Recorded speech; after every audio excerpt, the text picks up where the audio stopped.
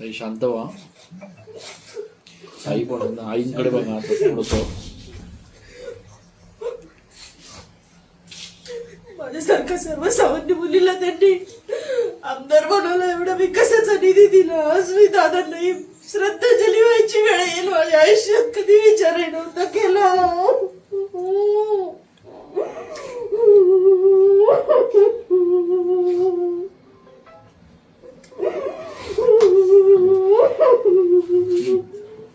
हो हो हो.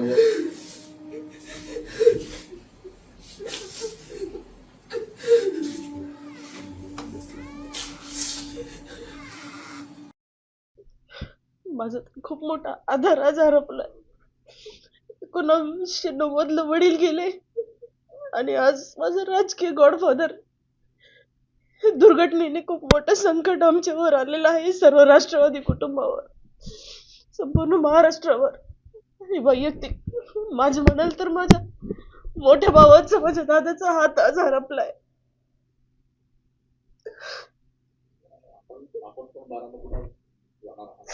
निघते मी आता, तू निघतच होते, 10 मिनिटात निघते. माझं बाळ शाळेत गेलेले, त्याला भेटून मी निघते.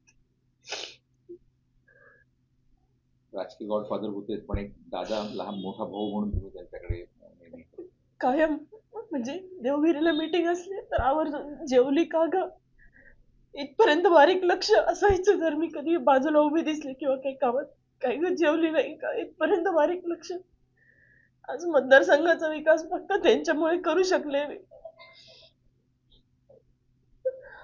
खूप मोठा आघात.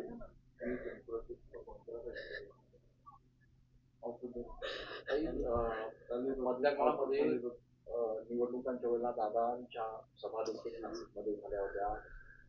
अत्यंत सर्वसामान्य लोकांवर एक पूर्ण अधिराज्य गाजवणारा असा नेता म्हणून दादांची ओळख. आपण वैयक्तिक दादांना नेता म्हणून कसं बघता, काय? एक विकासाचं विजन असलेला. मला काही जास्त बोलू शकत नाही मी आजचे दिवस, मला माफ करा.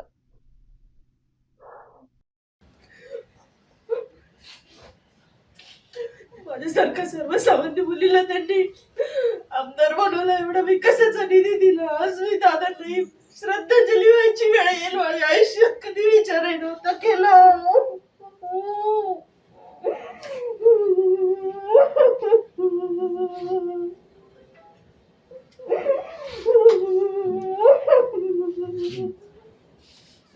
बोल ना. हो हो हो.